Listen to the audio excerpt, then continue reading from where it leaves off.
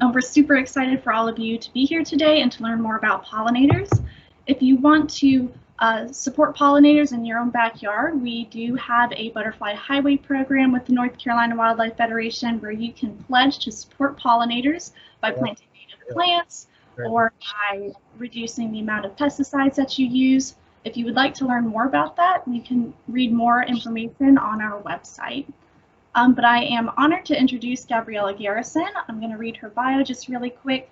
Gabriela Garrison is the Eastern Piedmont Habitat Conservation Coordinator for the North Carolina Wildlife Resources Commission. She works with developers, consultants, and government agencies to develop ecologically friendly technical guidance and minimize impact to wildlife in a developing landscape. She has a Bachelor of Science degree in Zoology with a minor in Forestry from NC State and a Master of Science degree in Wildlife Science from Virginia Tech. In 2017, she formed the North Carolina Pollinator Conservation Alliance, a partner of over 25 conservation agencies and organizations, including the North Carolina Wildlife Federation, that work to promote pollinator and habitat conservation across the state. Thank you, Gabriela, so much for being with us today, and you may take it away. All right, thank you, Madison, and thank you everybody for joining us today. So I'm going to share my screen. There it is. All right, Madison, can you see? Am I good? Yep, I can see it perfectly. All right, so if at any point you're not hearing me well, let me know and I can turn off my camera. Hopefully we won't have any issues, but just in case, definitely let me know. So I'm going to talk today about pollinators and conservation efforts in North Carolina. I'm going to talk a little bit about native bees because they're my favorite pollinators, a little bit about native plants, and then I'm going to discuss some conservation efforts that have been happening across the state here in the last year or so. Before I jump into that, though, I just want to highlight the amazing pollinator diversity that we have here in North Carolina. So we have over 550 species of native bees, and I feel like that number kind of ebbs and flows a little bit depending on who you speak with, but it's in that general neighborhood. We have over 2,800 species of moths, sort of the same as the native bees. It maybe ebbs and flows a little bit, but the basic point is knowing that we have a lot of species of moths in the state. We have 177 species of butterflies. We have one bird, our ruby-throated hummingbird, although that kind of changes a little bit too because we're citing some other species of hummingbirds, but basically it's a ruby-throated hummingbird here in North Carolina, and then an unknown number of other insect pollinators. And I want to go ahead, since I have some of Debbie's pictures on the screen. Debbie, I saw that you are a participant today, so big shout out to Debbie Roos. She runs the demo pollinator garden at Chatham Mills in Pittsboro, and these are her pictures that she has taken over the years. She's taken so many beautiful pictures, and she has allowed us to use them for some of our presentations. So thank you, Debbie. All right, so a little bit of chat on native bees, because here in North Carolina, like I said, we have this amazing diversity, and they come in a range of size, shapes, colors, foraging habitats, and nest behavior. And so here on the right, this is actually a poster that you can buy to put on your wall from the Backyard Bees of North America, and you can see by the poster that there's just this huge range in size, from our large carpenter bee to some small sweat bees, and a whole lot of in between, and arranged in colors. Some of our sweat bees are this beautiful metallic green. Bumblebees are usually this really pretty shade of yellow and black, and then just all these varying shades in between. And then in addition to their habits, sometimes bees have short tongues, sometimes they have long tongues, sometimes they nest in the ground, sometimes they nest in cavities. So we really just have this wide assortment, this wide variety. And something that a lot of people don't know is that bees are actually descended from wasps. So if you're ever outside and you're swatting at a wasp because it's annoying you, just remember that our bees evolved from wasps millions and millions of years ago. So at some point, a wasp was on a flower and tasted some nectar or pollen and decided, hey, this is kind of good. And then that's when our bees kind of formed a different line from wasps. So on that note, bees deliberately gather pollen to feed their young, the female bee specifically. And the nectar is kind of like a way to attract the bee to the flower. It's saying here is this tasty treat in exchange for you gathering this pollen and taking it to another flower to be pollinated. So the nectar is consumed for energy. It's collected by honeybees to make honey, but really none of our native bees do that. And if you didn't know, honeybees are actually not native. They're from Europe and Asia. And so they've been here for a long time. And I think a lot of people think that they are native, but they're actually not. So on that note, I want to talk a little bit more about how native bees are more efficient pollinators than honeybees. So if ample habitat is present for our native bees, they can provide much or even all of the pollination services for crops. So as an example, 1 acre of apples can be pollinated by 250 mason bees or 2 hives of honeybees. And when I give presentations, I really like to quiz the audience and interact. So this kind of platform is really challenging for me because I can't ask you guys anything. But if I were in front of you, I would ask how many bees, honeybees more or less, are in a hive. And it can really vary, but it can be up to 1,000 or more. It can be thousands of honeybees in one hive. So compare thousands of bees to 250 mason bees. And it's not to say that honeybees aren't impactful and useful pollinators, because they certainly are.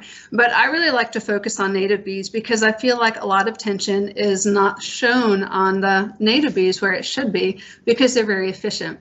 Now, what makes honeybees so useful is that you can box them up in a hive and you can transport them all over the place, which I think is why they've created a really important place in our economy. However, we're starting to see that you can do that as well with some of our native bees, that you can create the right kind of habitat and you can somewhat move them around. And I think part of the problem with our native bees that people don't realize how impactful they are is because there's not the habitat there to sustain the native bees for foraging and for nesting. So there's a lot of habitat loss going on that's impacting our native bees. So another reason that they're very efficient pollinators is because they are very active in cooler and rainy conditions, whereas honeybees not necessarily. So when I'm out in the woods on a summer day, it might be kind of a cool summer day or maybe a cool spring morning, and it's 7 or 8 in the morning, and I'll see a bumblebee starting to fly around, to land on some of the flowers. And typically I won't see a honeybee until much later in the morning. And the same for when it's rainy. I have a lot of pictures of bumblebees that are wet and soggy looking, but they're still out doing their thing. It's really amazing. So another cool thing about native bees is that they're capable of this thing called buzz pollination. So they attach onto a flower, and it's usually the anther of the flower, the male part, and they'll use their flight muscles and they'll shake it really hard and it looks like they're buzzing, and that will release pollen.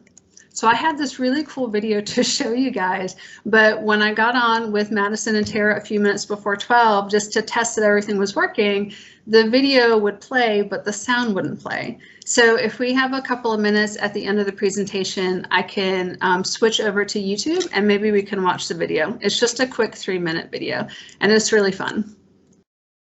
So on to the next topic, let's talk about their nesting habits a little bit. Well, 90% of native bees are solitary and they're not aggressive. And why would that be? So here's another question that I would be asking you if I was standing in front of you. So they're not aggressive because they don't really have anything to guard. So honeybees or yellow jackets or wasps or insects that nest in colonies, they're sometimes more aggressive because they have this large colony to protect. Well, native bees, they don't have that. They're solitary. It's the mom making her tunnels or laying her eggs, and then after she's done, she never sees her young again. So here on the bottom left is an example of what ground nesting bees might look like. If you've ever seen this, and a lot of times there's aggregations, and so you might see this picture down here on the left times 100 little holes all together. So oftentimes each hole pertains to one bee. Sometimes, depending on the species, the hole might pertain to several bees, but there are little offshoots within the tunnel where each individual bee has her individual nest. So the remaining species of those 70% are cavity nesters. And this might include carpenter bees, bumblebees, leafcutter bees, mason bees, excuse me. So this picture in the middle, see if I can get my pointer to work right here. This is of a carpenter bee. And I know a lot of people get really frustrated with carpenter bees, but honestly, I think they are one of the coolest bees. So they're not aggressive, and a lot of people accuse them of being aggressive because the males sometimes in the spring, they'll come up and they'll buzz right in your face, and they're so big and they're so loud. I think that can be really daunting. Well, the males, they can't sting anyway. And the males also are very distinctive because they have this kind of greenish yellowish plate on their face. So it makes them stand out compared to the females. So if you see one of those, then you know you're not going to get stung, and you know that they're just checking you out. But they're very non-aggressive. So the females, same for them, even if they do get in your face. I've never been stung by a female carpenter bee, and I'm usually all up in bees' businesses when I'm out in the field. And so what they'll do is they'll find some rotting wood, and a lot of people do tend to find them in their back decks or in their railings. I found them in my kids' swing sets, unfortunately. And they'll dig into the wood. They don't eat the wood. They'll dig into it, and they'll lay an egg on something here that's called a pollen ball. And this is sort of a mixture of pollen and nectar. And so as you can see, each tunnel has compartments, right? And so she'll make this pollen ball, which is a culmination of many, many, many visits to many different flowers. And she'll create it, and she'll deposit it in one of these little cavities, and she'll lay the egg on top of the pollen ball. She'll create this divider, see if I can get my pointer back, right here, that for carpenter bees is chewed up wood. She'll create this little divider. For leafcutter bees, it might be leaf pieces. For other types of bees, it might be dirt or mud. And it's essentially creating a separate little chamber for each egg. And so when the egg hatches, it has this pollen ball that it feeds on until it matures. And then when it matures, which is usually the next year or the next season, it will chew out from these chambers and emerge as an adult. So then this last picture here on the right, this is a bumblebee colony. And so bumblebees are one of our social bees. We don't have many, but they are social. And they can have a colony ranging anywhere from 50 bees to 500 bees. And again, it's really variable, but that's kind of an average to give you an example. And I found that they're really adaptive nesters because you can find them in a lot of really kind of wonky places. I found some in old birdhouses. People tend to find them in rodent burrows because there's that fur from the mammal that creates this nice warm lining. I think speaking of Debbie Roos, Debbie told me that she found a nest in a barn on an old cat bed. So there's lots of really interesting places that you might find them. And they have, the one really interesting thing too about bumblebees is that they have this neat system where the colony will die every year at the end of each year except for the queen. So she will overwinter in a little hole or a nice little dark protected spot, and then she will emerge in the spring. And she will start finding forage and getting nectar for herself, and then she'll find an appropriate place to create a colony. And she will have already mated with a male the past year before she overwinters. So when she comes out in the spring, she'll find her colony, her location for her colony, and she'll start laying eggs, and she'll start creating a new colony for that year. She'll go to the end of the season, and again, the colony will die off, a new queen will be formed, she will overwinter, and the process starts over again. So just really lots of variety in how these bees nest. So this is my first little quiz to you because so many people tend to get confused carpenter bees and bumblebees. So I want you to take a minute and look at these two pictures and see if you can figure out which is the carpenter bee and which is the bumblebee. I'll let you have just a minute and pay attention to this will be your clue, some of the hairy features on these bees. All right, so hopefully everybody has had a few seconds to kind of look over and see how these bees look similar or different. Well, here's the answer. So the bee that was on the left is a bumblebee, and the bee that was on the right is the carpenter bee. And like I mentioned, bumblebees are colony nesters, so they can have several hundred bees in their colony. Again, like I said, they're very opportunistic where they find nest locations. And the distinguishing feature that's pretty easy to notice just off the bat is their hairy abdomen. See right here how it's pretty darn hairy. While on carpenter bees, it's not. It is very shiny. So it's not using size as a distinction, not a great way to go, because bumblebees can be really variable in size, and some carpenter bees can be sort of large and some can be sort of smaller. Using the yellow on their thorax, also not a great way to go, because you can see that's sort of similar. They have the black dot sometimes in the middle. But that abdomen right here, that is such an obvious way to distinguish the two. Shiny on the bottom and then hairy on the top. So hopefully that helped help you figure out some of the differences when you see these bees in your backyard. And also, just really quick, sometimes their behaviors too might help. So carpenter bees, they're nectar robbers, obviously, frequently. And so what they'll do is they don't necessarily nectar from the flower. Sometimes they might go to the base of the flower and they'll inject a hole in it and steal nectar out that way if they aren't able to get to the nectar, whereas bumblebees don't do that. So a lot of times I'll watch carpenter bees and I'll notice them sort of inching down towards the bottom of the flower, and I can see them sticking a hole in the petal in the flower to get to the nectar. So that's a pretty interesting behavior that they do that bumblebees do not. So let's talk about the importance of pollinators. I love this picture because this is your typical produce section in a grocery store. And on the right, here's a blueberry bee, a squash bee, and a bumblebee, all really important pollinators for our agricultural industry. Well, if you took those bees away, this is what your produce section would look like. It'd be pretty slim compared to a world with bees. Now, in some countries, they're seeing so much decline in pollinators that they're having to go out and hand pollinate their crops to make their produce come up. And, you know, it's really unfortunate to have to do that, and it's terribly time intensive.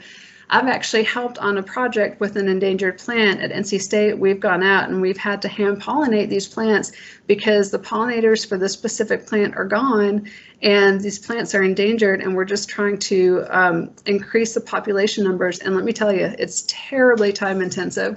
So avoiding that scenario is obviously the best thing for us. So this is the list of removed products from that produce section.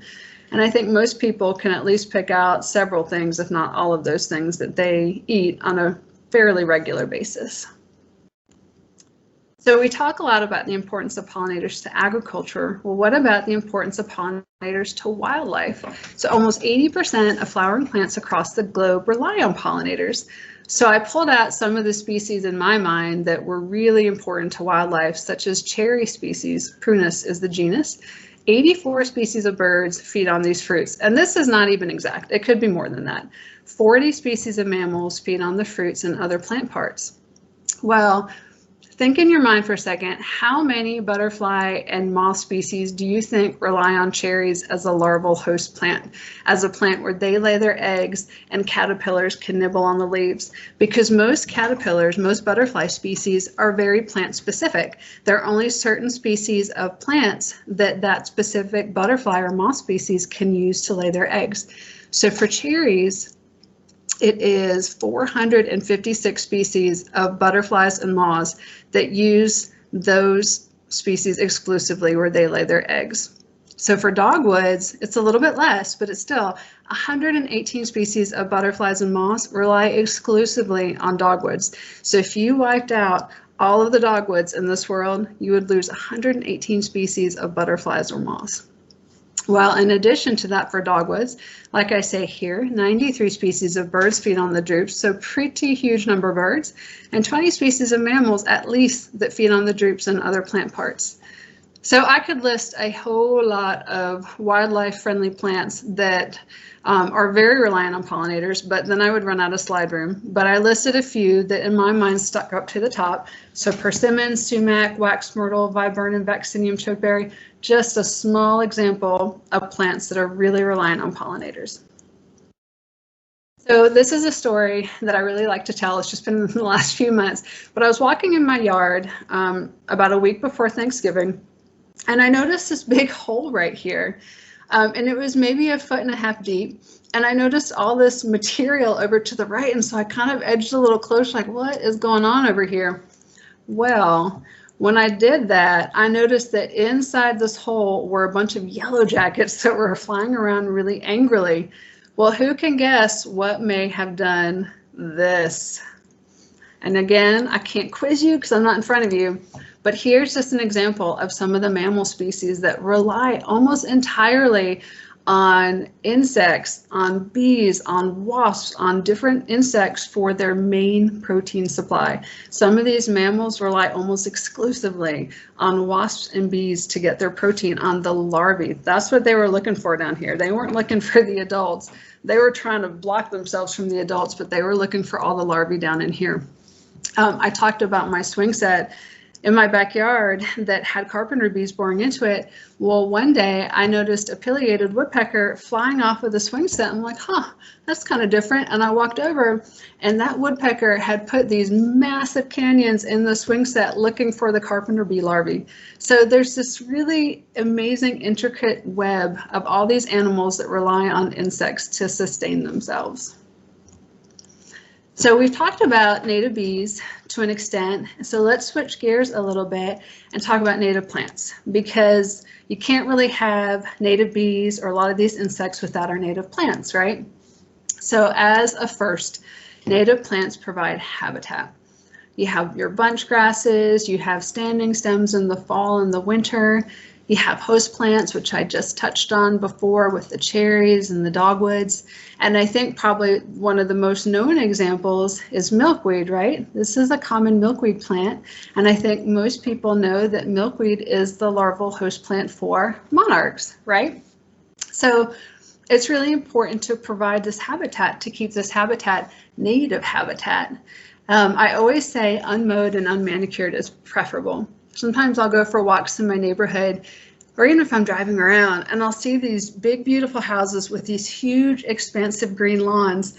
And you know, when I was little, I used to think, oh, that's pretty, it's green and it's cut and clean. But now, to me, it's kind of like a desert. It's like a desert of, not even a desert, because deserts can actually be pretty productive, but it's actually this vast nothingness, because there's not a lot that can survive in these grassy areas with this non-native grass cut almost down to the ground. Nothing can survive there. There's no forage, there's no shelter. So I always say unmowed and unmanicured is preferable. And some people don't like the way it looks, but it's really an oasis for our insects. And on that note, I always say skip yard work. Don't cut back your plants in the fall. Leave the seed heads for the birds. Leave the standing stems so that bees can nest in them, can stay in them over winter so they have a place to go. Leave the leaves on the ground, because a lot of our moths and butterflies overwinter under their leaves or pupate under the leaves. So there's a lot of really good reasons to leave everything as it is over the winter and over the fall. So another thing to consider are travel corridors. So this image right here is a field that we planted a couple of years ago.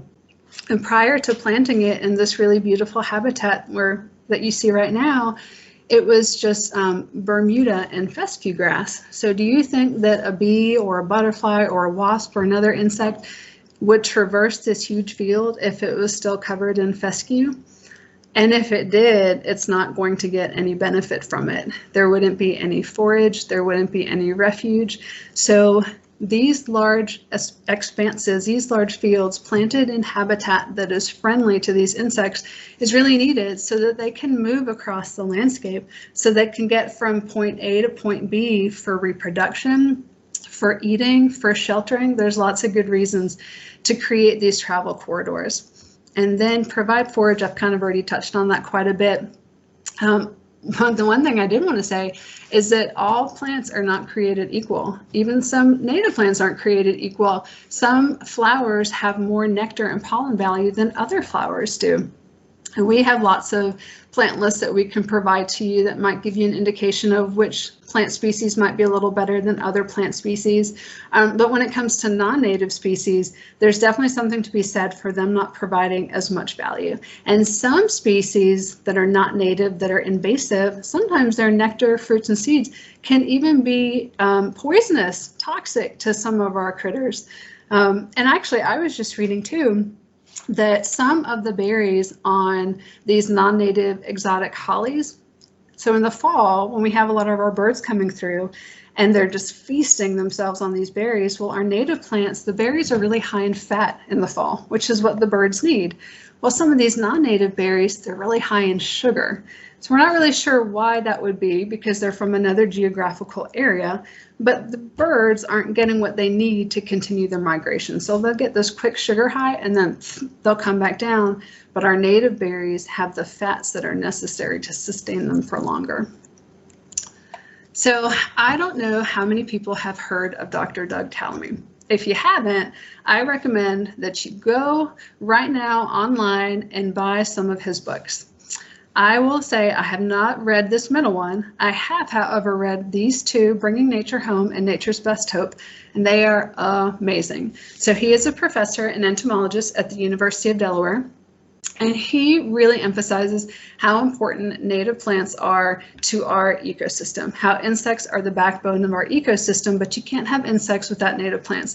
So he really brings everything together and talks about ecological functionality. So on that note, he's done a lot of studies, but one that I always like to mention that really stands out to me is this observational study that he did on chickadees. And I believe it was in a Washington, D.C. suburban neighborhood. And so in general, chickadees eat one caterpillar every 3 minutes. Nestlings do. So the adults, you see the adults at your feeders a lot. They eat seed, but nestlings, they almost exclusively eat caterpillars.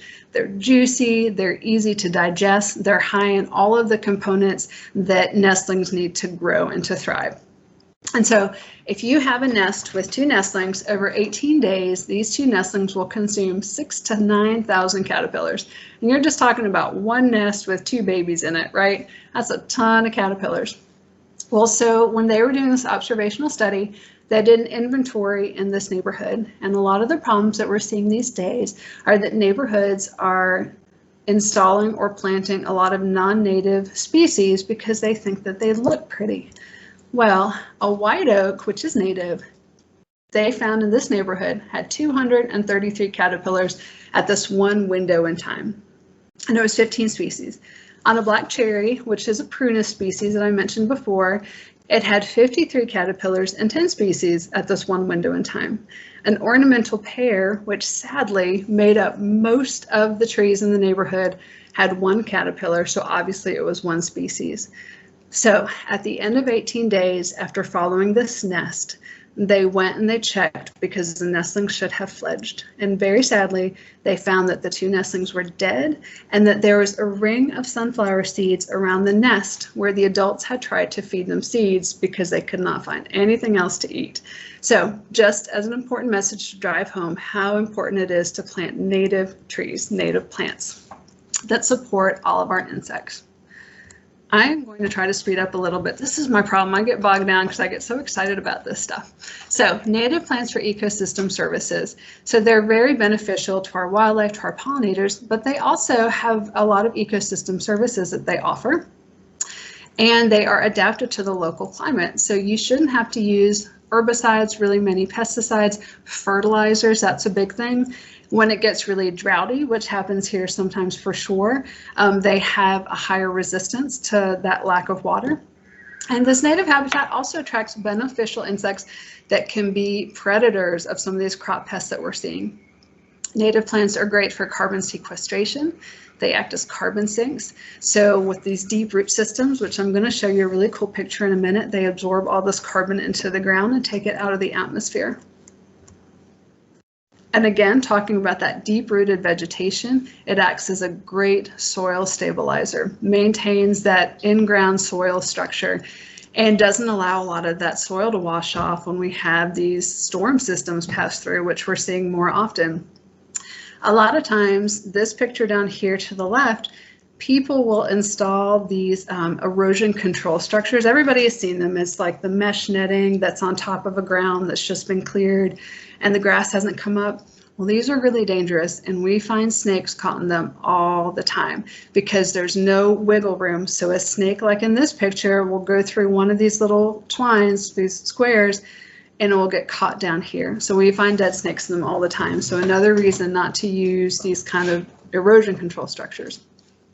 Rain gardens, this picture here on the right, this is another great way in neighborhoods. You can plant native and you can help with slowing the water movement across the landscape because we're seeing so much impermeable surface. So this is the really cool picture that I was talking about. This is on a solar farm. These are all native plants right here. You can see their root depth, sometimes 4 to 8 foot deep typically.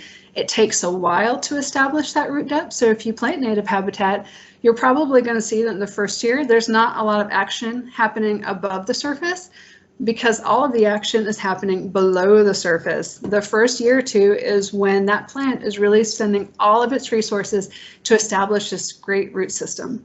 Well, if you look over here on the left, this is our turf grass. See this itty bitty little root system, and that's about the extent of it. It doesn't really get much deeper than 3 to 6 inches. So it doesn't do anything for building that nice stable soil system. Well, talking about solar farms, so in the last several years, we've spent a lot of time trying to put habitat on solar farms because North Carolina, last I checked, was the second in the country for solar farm growth. So we're seeing solar farms pop up all over the state, and they usually put some kind of turf grass on the ground. And in our opinion, that was just such a waste of space. We like the solar farms because they're a sustainable energy, but at the same time, they're taking a lot of habitat off the ground. So we were trying to figure out how to have the best of both worlds. And that's where we decided that if we try to plant pollinator habitat, it would be a great fix. And the other great thing about pollinator habitat, native habitat, is that once it's established, you don't have to mow it all the time. So on solar farms, they were mowing every 2 weeks in the summer. So that's, say, maybe April through October, every 2 weeks. It was a lot of mowing, a lot of trips out there. And our sell to them was that once you get this habitat established, you don't have to go out there every 2 weeks. So once we talked them into stopping mowing, this is what came up. And again, if I was standing in front of you, I would say, what is this? And you guys would tell me that this is common milkweed that was laying in wait in the seed bank. And as soon as they stopped mowing every 2 weeks, it came up on its own. So we were really excited about that.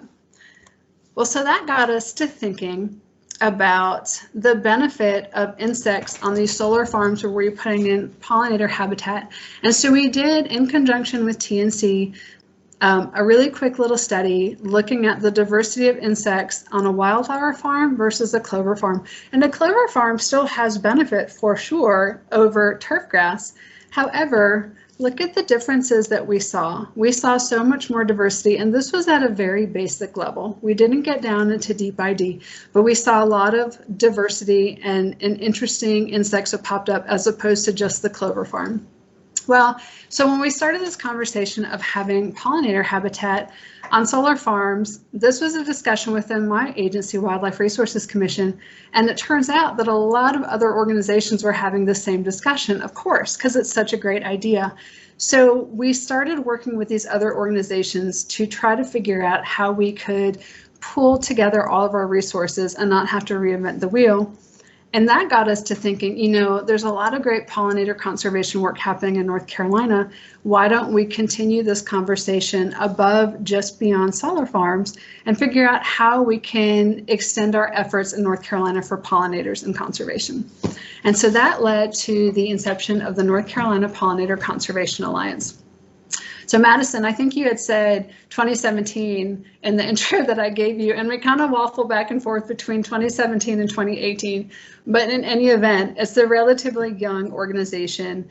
We have between 20 and 30 organizations that are actively engaged right now. And these are a lot of the logos of the folks involved. And like Madison said, North Carolina Wildlife Federation is for sure a very active participant. And so after a couple of meetings, we decided that we wanted to focus some of our efforts, and that's where we came up with this idea of 6 committees, which were outreach, energy, plant resources, habitat assessment, pesticide stewardship, and research. And so I'm going to spend the last few minutes of talking, giving you some examples of some of the work that we've done over this last year. So since solar was what brought a lot of us together, we drafted the solar technical guidance document, which is mainly aimed at solar developers, but it could certainly be used for other platforms as well. but it has a lot of information about our pollinators in the state and site preparation and plant list and why you should do these things.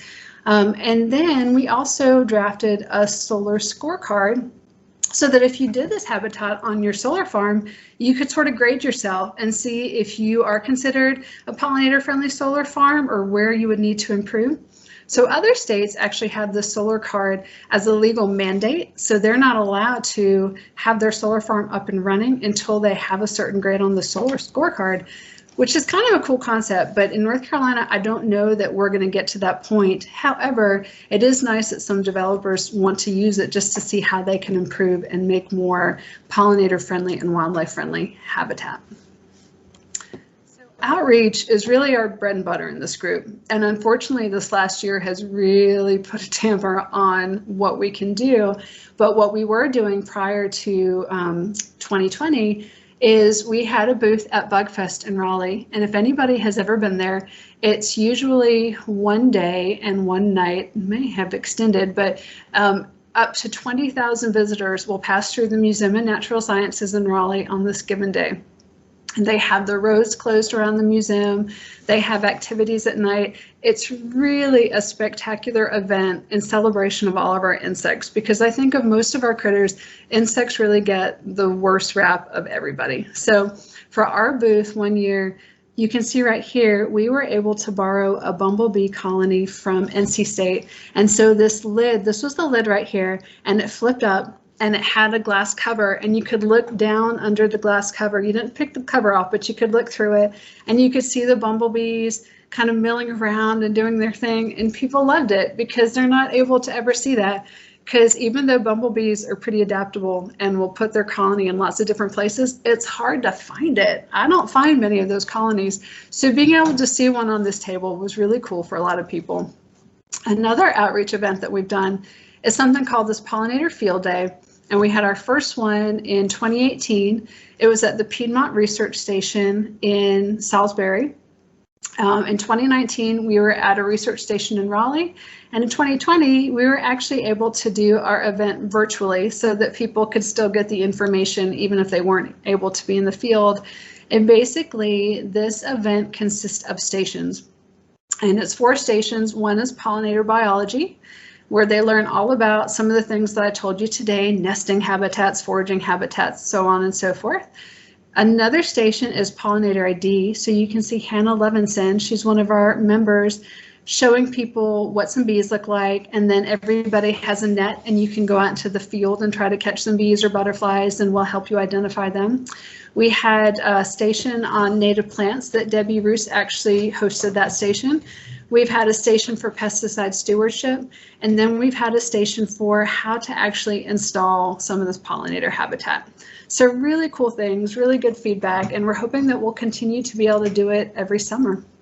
And the way we've been doing it is rotating throughout the state. So the first year it was in the western part of the state. The second year it was in Raleigh in the middle of the state. And this last year, 2020, we had planned on having it in Kinston, so more towards the coast. That way, if you're not able to get to Salisbury because you live down in Wilmington, when it comes to the coastal area, hopefully you can make it that time. Right, so this is one of our most exciting endeavors from 2020. One of our partners, BASF, they tend to, in the spring, they'll grow out milkweed as an appreciation gift for their employees. Well, everybody was home this last spring, and so our partners contacted us, WRC, and all of our partner members for the Pollinator Conservation Alliance and said, hey, we have this extra milkweed, do you want it? And everybody said yes. And so I started having the conversation with their greenhouse manager, and he was saying that it was not hard for him to take some space in their greenhouse and grow this milkweed. And so in the fall, this last September, he grew almost 1,000 stems for us. And so this is a picture of my truck and a coworker's truck when we went to pick it up, literally spilling out of the truck. So you can see here, it was completely filling up the cab. Oops, I skipped. And it was in the back. So, I mean, it was just this amazing amount of milkweed. And we have a private lands program within our agency where we work with landowners who want to have wildlife friendly features on their property. And so we reached out to some of our landowners that we knew were really excited about pollinator habitat, and we offered up this milkweed. And this is a lot of text, so you don't have to read it. But the main point that I wanted to make was that on the coast, we were able to plant milkweed in 4 counties. In the Piedmont and the Sandhills, we planted in 5 counties. And in the mountains, we planted in 2 counties. And this was kind of a pilot year because I was just speaking with their greenhouse manager yesterday, and he is wanting to do this again in the spring. So we're hoping that we're going to be able to do more milkweed distribution in the spring. And I think what we're going to do is make it somewhat of a program where you sign up for it and it's completely free to you, but you track it and you say, you know, yes, it flowered, no, it didn't flower, and maybe even track to see if you got caterpillars on it, because then that helps us know if we're having an impact by planting all this milkweed. So the last little project that I want to talk about, and I won't go into too much detail because I know we're sort of running short on time, but we started in 2019 a native bee sampling study. There's something about native bees that most people don't know, is that we really don't know much about them, because some native bees, they're only above ground for maybe a few weeks in the spring. Or like I said with bumblebees, they're kind of elusive. It's hard to find them. We don't know a lot about their habits because we don't see them very often. They're sometimes only around for a month or 2 weeks. And so there's still a lot to learn about them. And we suspect, we're pretty sure that they're declining, but we don't know for sure because there's just not a lot of data out there. So we decided to create this sampling study on some of our game lands across the state to get an idea of what diversity we had. And then we added in this element of prescribed fire, because prescribed fire is a really great thing for habitat. It kind of rejuvenates it, for lack of a better word. And if you look at an area that has just been burned in the last few months, you're usually going to see a lot of floral diversity. And so we were doing sampling on sites that had just been burned, sites that hadn't been burned in a year, and sites that had not been burned in 2 years. And we were doing that to see if we could detect any patterns, and that would help us change the way that we're managing potentially. So I kind of just gave the summary now, but the 4 game lands that we chose were Sandy Mush in the mountains, Sandhills Game Land, which is in Richmond, Hoke, and Moore counties, Falls of the Neuse Game Land, which is in Wake County in the northern Piedmont, and then the Neuse River Game Lands, which is out on the coast. And like I said, we had 3 sites at each game land. And what we did was we would go out 1 day every 2 weeks, and we would place 30 bee bowls at each site. So that would be 90 bowls at each game land. And this is what a bowl looks like. We put it on a stand because some of the sites that hadn't been burned in a while were very overgrown, and you couldn't even see the bowl if you placed it on the ground. So the bowls were different colors because they were supposed to be acting as flowers, and the bowls had water in them to catch the bees. And then when we had the bowls out all day, we would go out actively netting at each site. We would do netting in the morning and netting in the afternoon.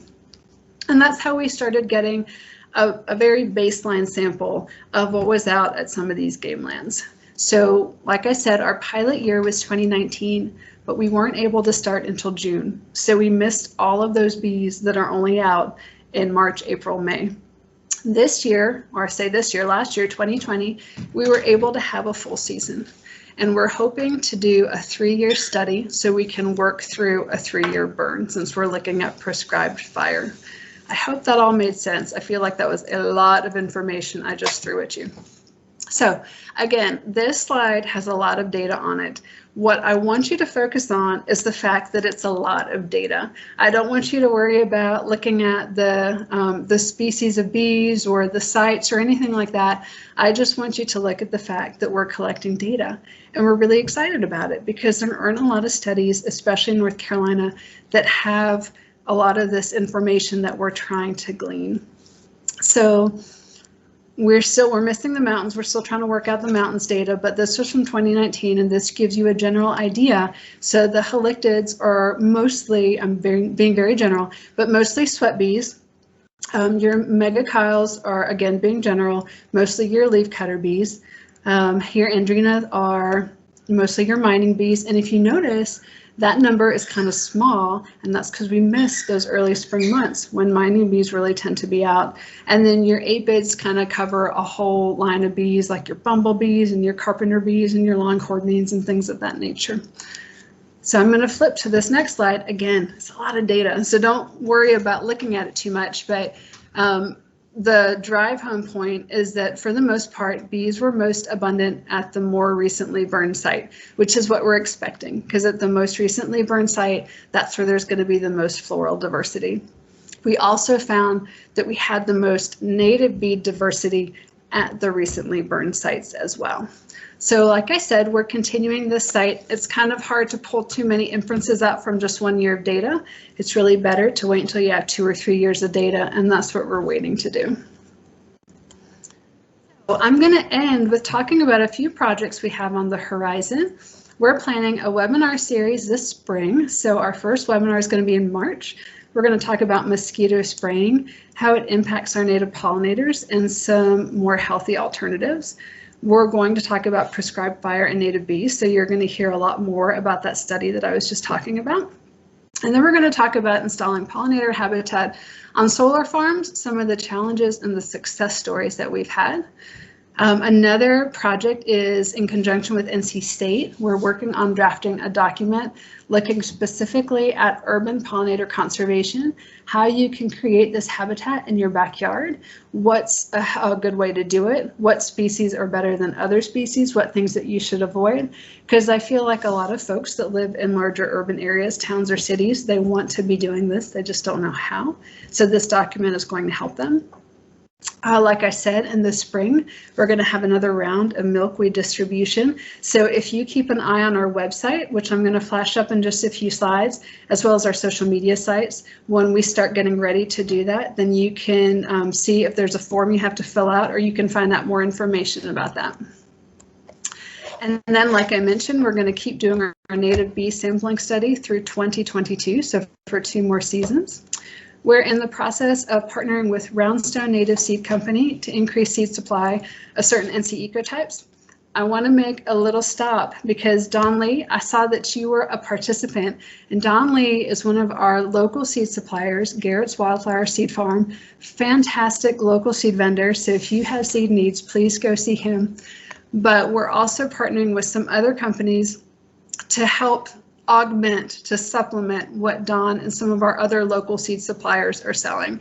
So we know some of the things that Don is selling, so we're intentionally picking some things that he's not growing, because we're not trying to create a competition. We're trying to create kind of a larger bank of things that are being made available for North Carolina.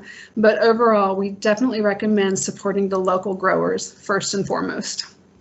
And then the last thing is we're going to partner with the local county soil and water conservation districts, because we have a lot of BMPs, and I don't think we're doing a very good job of getting them out at a local level. So that is something I'm very excited about this year. And on that note, I will take any questions. Nurhawk, would you like to unmute yourself and ask your question? I saw it was in the chat.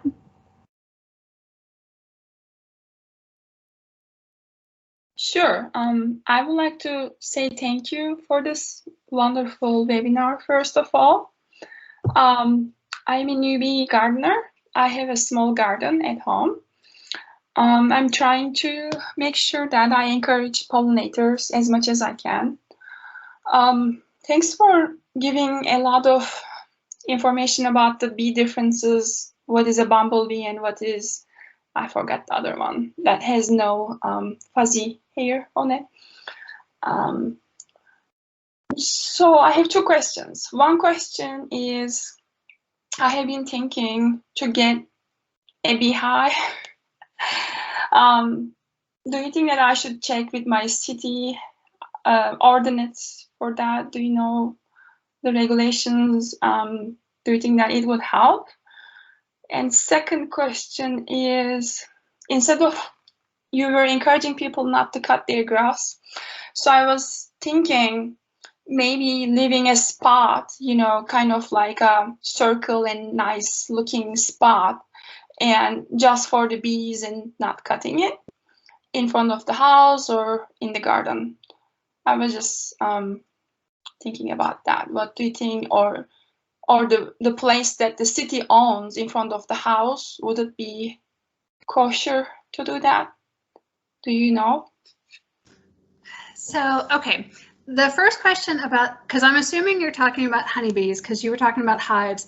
I'm not entirely sure about honeybees. I'm in Moore County, and I'm pretty sure that you can get honeybees without any kind of permits. However, I don't know if that's county specific, and I'm not even 100% sure about Moore County. So if anybody else on this call knows more about honeybees, please do chime in, because I don't feel like I can answer that question. But really quick, let me answer your second question. So I guess I should have been more specific. So when I say don't mow your grass or don't cut back your stems, I'm talking about any native habitat that you have. If you have kind of like a green patchy patch of grass that's like fescue or turf grass, that doesn't really have a lot of benefit to insects, but I understand completely that you might like the aesthetics of it, or if you have kids, they might like to play on that grass because it's softer. So there's a lot of back and forth about the best way to handle it, but some of the things actually that Dr. Talamy has said to try to get the best of both worlds, because my initial thought when I hear about turfgrass, I just want to rip it all up and I want to put in native habitat, which might be bunch grasses, like blue stem that get taller, or a lot of flowers and things like that. But again, that might not be aesthetically pleasing to you or conducive to some of the things that you do in your yard. But what he suggests is that you can have areas of really nice native habitat and maybe creating some paths with your turf grass that go around the areas so that you can still walk in your yard and you can still do things in your yard, because that turf grass, it takes walking and being condensed, and it takes that really well. Whereas if you're walking around a lot, say on milkweed, that's not great. You don't want to be walking on the native habitat that you're installing. So maybe if you create pathways with turf grass and then you have other patches of different native habitat, maybe that might be a good compromise. Does that help at all? Did that answer your question somewhat?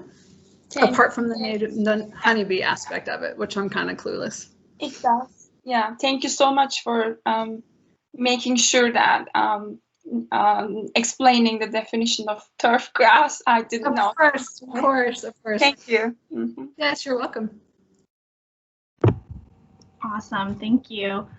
We did have another question in the chat about working with NCDOT. I think it was in reference to those mesh things on the hills, getting snakes caught. Are you guys working with NCDOT? Or if anybody who asked that question, if you would like to unmute yourself and kind of clarify what your question is exactly, you can do that now.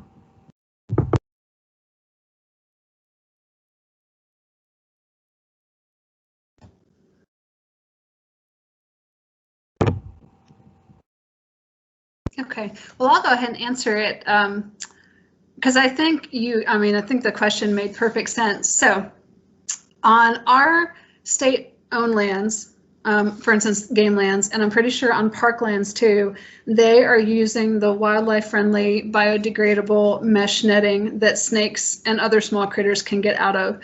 It is regulated in DWR in their design, big scoping design guide, that you have to use the wildlife-friendly erosion control matting in riparian areas. So that is a regulation that contractors and developers have to follow. So that's a win.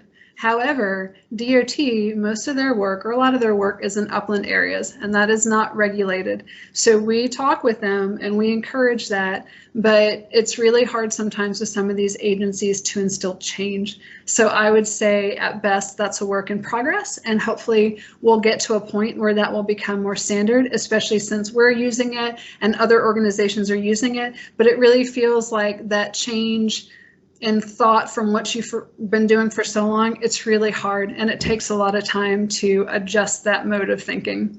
But it's a discussion that's been happening, so that's a positive at least. Awesome, thanks, Gabriela. Barbara, would you like to unmute yourself and ask your question?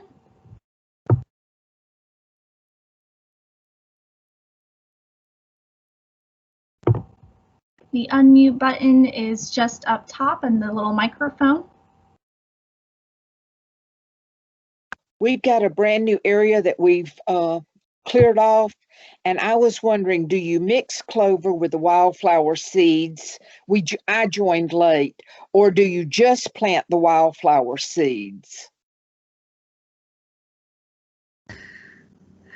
Okay, so if it were me, I would just plant the wildflower seeds, but I think it really comes down to personal preference, what you want to see. And it goes back a little bit to what I was saying before aesthetically, because clover is like turf grass in the sense that it's smushy and it takes more, you can walk on it more and it's not going to damage it, versus you can't really walk. If you plant a nice meadow of wildflowers, I mean, you can walk through it to an extent, but I wouldn't make a habit of it. So it kind of depends on what you want, and it kind of depends on what you want things to look like. Does that help at all? Because I think, okay. Oh, and I wanted to say too, because this is the National Wildlife Federation tool, there's this really great tool called the Native Plant Finder that the National Wildlife Federation has, and you might all know about it as members, but if you don't, Google it and you can put in your zip code and it tells you what native plants will work well in your area. It's really useful. Will the wildflower seeds come up through the clover in progressive years? So that's where you have to be really careful with your seeding rates, because if you put too much clover in your mix, I think it's going to be harder for the wildflowers to come up through that, because it's like I said, the first year the wildflowers are spending all of their energy underground. So there's this really great saying called sleep, creep, leap. The first year, yeah. So that's why, you know, you want to really, when you plant native habitat, you really, especially the first year, you want to be aware of what's going on, because it's really easy for non-native things to creep in and to steal that real estate while the natives are establishing all their roots. So you want to be aware of any invasive species that are popping up or any non-native weeds that you might want. I'm careful when I use the word weeds, because we have a lot of good native weeds. So you just want to be really cognizant of what you have there. But again, if you're going to put clover in it, I would just make sure that it's seeded at a low rate. Thank you. You're welcome.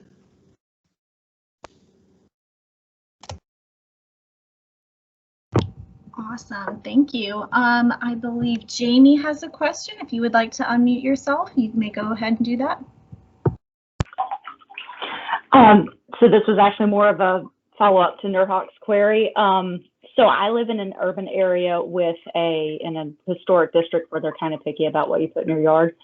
But regarding having a beehive in town, you would want to contact your town's local planning and zoning department, and either the planning director or the code enforcement guy could answer the question on whether or not you can have honeybees in your neighborhood. And then if you're interested in keeping pollinator habitat, I found that if you've got like a defined area, and it doesn't necessarily have to be like a raised bed, but if you've got a defined area of your yard that's clearly planted in wildflowers, 9 times out of 10, nobody fusses at you for quote unquote not mowing that. And you can pick up wildflower mixes from some of the people that have been talked about here in this presentation, and that's really helpful for that. Yeah, that's a really great point, because I'm lucky that I don't live in an HOA. I live on the very edge of town, so I can pretty much do whatever I want. But a lot of folks do have to follow regulations. So things that I've heard that people have done have put up signs saying pollinator habitat so that they can't be accused of not weeding or mowing or anything like that. And actually, you guys, Wildlife Federation, you have the certified backyard wildlife habitat, right? So any kind of signage that shows that you're trying to do something for pollinators or wildlife, hopefully would make things a little bit easier from that perspective. Oh, and for the honeybees, most counties have local beekeeper associations, right? So if you Google your county, and you know, it's like, let's say if you're in Wake County, you Google Wake County Beekeepers Association, they'll probably be able to answer all of your questions that are specific to the area where you live.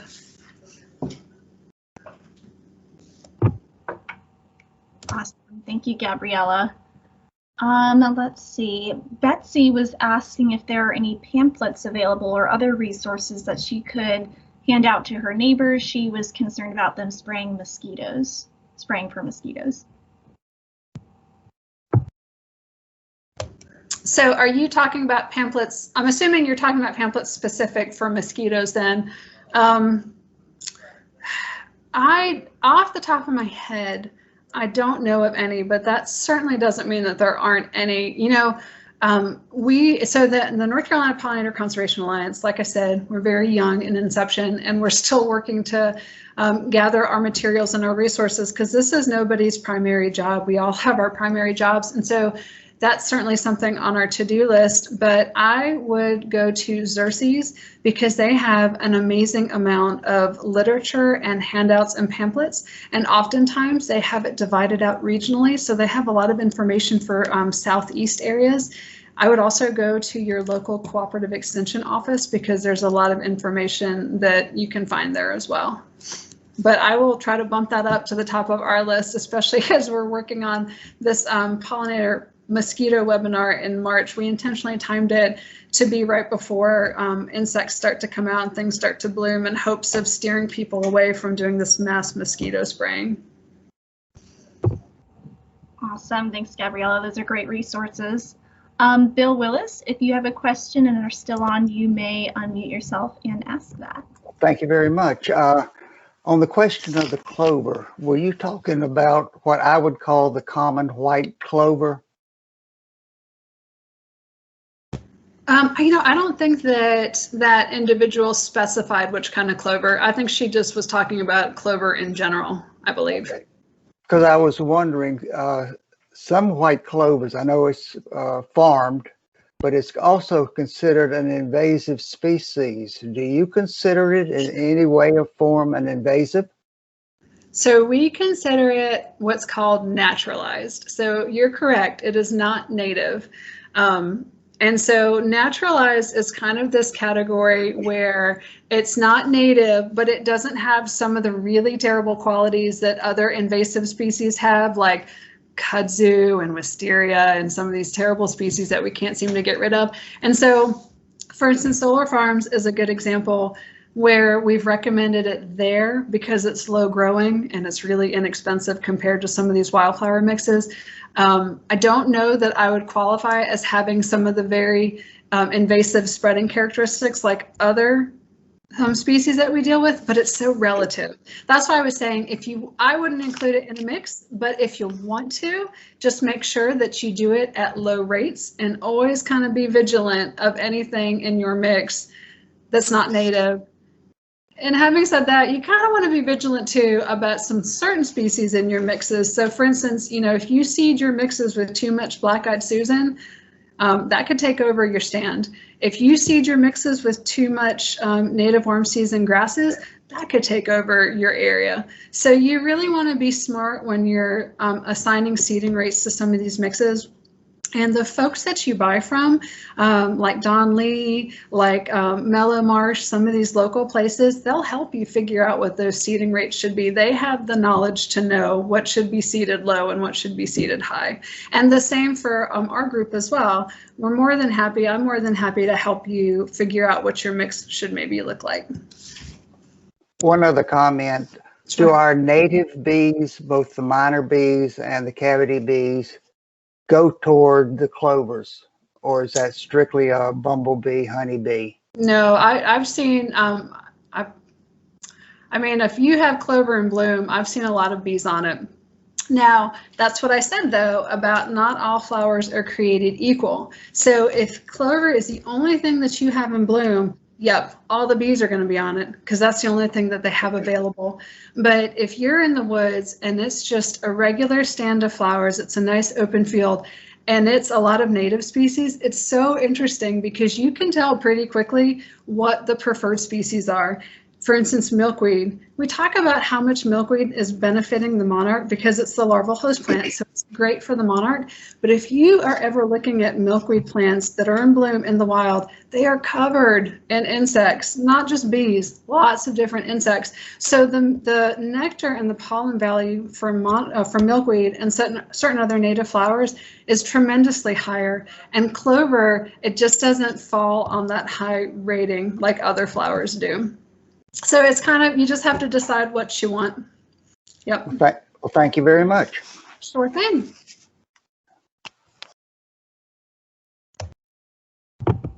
Awesome, great questions. I see Carol has a question. If you would like to unmute yourself, you may do so. Hi, I live in Emerald Isle, and we're in the process of forming a local chapter of the North Carolina Native Plant Society. And Gabriela, I see that you're the coordinator for the Eastern Piedmont. Is there a contact name or number for a person who would be responsible for the coastal area? And I just was thinking about having a presentation for our group. I have to think on that because it wouldn't be me. So I just extend, the furthest east that I extend is the Columbus, Bladen County areas, Sampson County. There is a coastal counterpart for my job, but she doesn't really focus on native plants like I tend to. So I'm wondering, will you shoot me an email and let me give it some thought, and I will try to come up with the right person for your group, because I know some of the folks at the that do the plant program for North Carolina. So I feel like if I reach out, I can find the right person for you, and I want to make sure it's a good person to speak. So if you could, I think my screen maybe is still up. If you can grab my email and just shoot me an email and give me a little bit of time to process who would be the right place for a beach, because it's not even a coastal area, it's the beach. So in my mind, it's even the geography, the habitat down there is really different. That would be great. We're actually our epicenter is going to be New Bern, and we're going to be about an hour's drive out from that as a radius. Okay. So we're going to call our chapter the Central Coastal Plain chapter, if that helps at all. But I will email you. I have your email right here. Thank you. Perfect. Sure thing. Awesome. Thank you, Carol. We actually have a chapter in the New Bern area as well. And if you would like, we would be happy to put you in contact with them if you want to share any contacts or speakers or anything like that. So Carol, if you want to reach out to NCWF as well, we would be happy to connect you to as well. Thank you. I'll do that. Awesome. All right. Is Joanne still on? Does she still have a question? Okay, I don't think so, but does anybody else have any other questions? Thank you so much for joining us today. We're a little bit past our time. So if you have any other last minute questions, feel free to raise your hand. Great presentation. Yes, thank you, Gabriela. It was amazing. Oh, you're so welcome. You know, I love talking about this stuff, and it's really hard to rein myself in. So I have to really watch my clock when I'm speaking, because if not, I'll talk for like 2 hours. So thank y'all for having me. I really enjoyed it. Thank you. Awesome. Thank you, everyone. Feel free to email Gabriela if you have any other questions, or to reach out to us if you have any questions about chapters in your area or the Butterfly Highway program. But thank you so much for being here today, and thank you, Gabriela. Absolutely. Thanks so much.